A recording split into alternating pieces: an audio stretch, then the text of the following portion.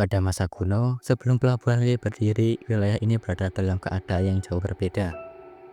Gunung, laut, dan daratan dikuasai oleh entitas ilahi yang masing-masing memiliki wilayah, kehendak, dan ambisi.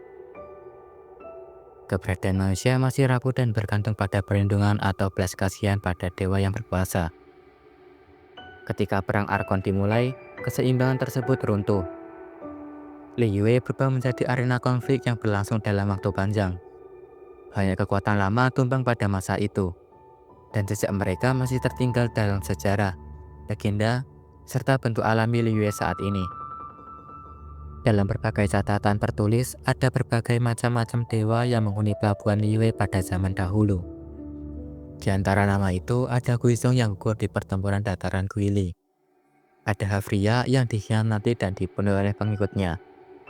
Ada juga Osial yang ditaklukkan oleh tombak batu Morax dan disegel.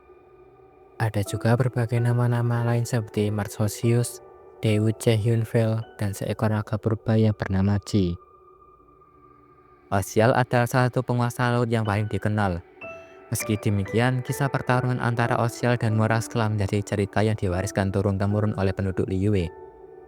Dalam berbagai versi legenda, satu hal yang sama, Morax menggunakan tombak suci Vortex Vanquisher yang menancapkan Osial ke dasar laut.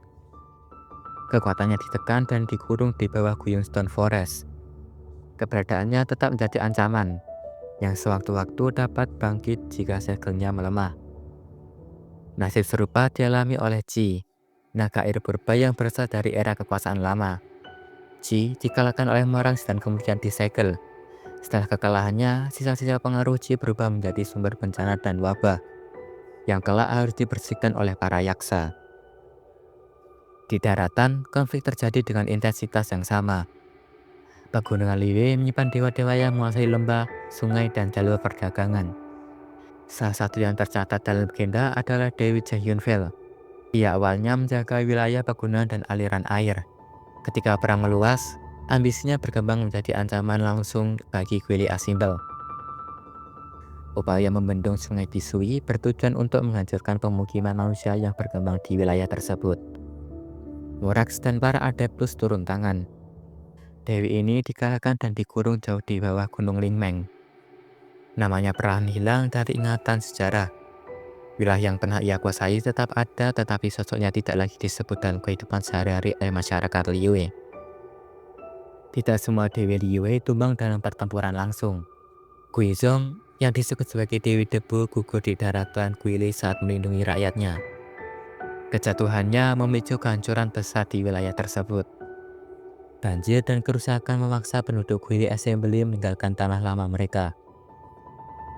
Peristiwa ini menjadi awal perpindahan besar yang akhirnya melahirkan pelabuhan Liyue. Havria yang disebut sebagai Dewi Garam menghadapi akhir yang berbeda.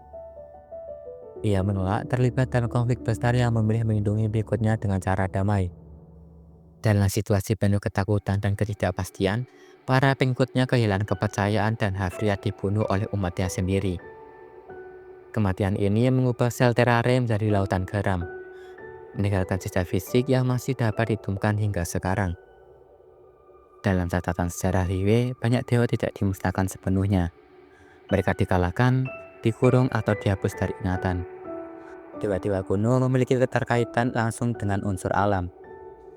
Kehancuran total berpotensi memicu dampak besar yang sulit dikendalikan. Penaklukan dan penyegelan dianggap sebagai langkah yang lebih aman bagi kelangsungan wilayah dan penduduknya.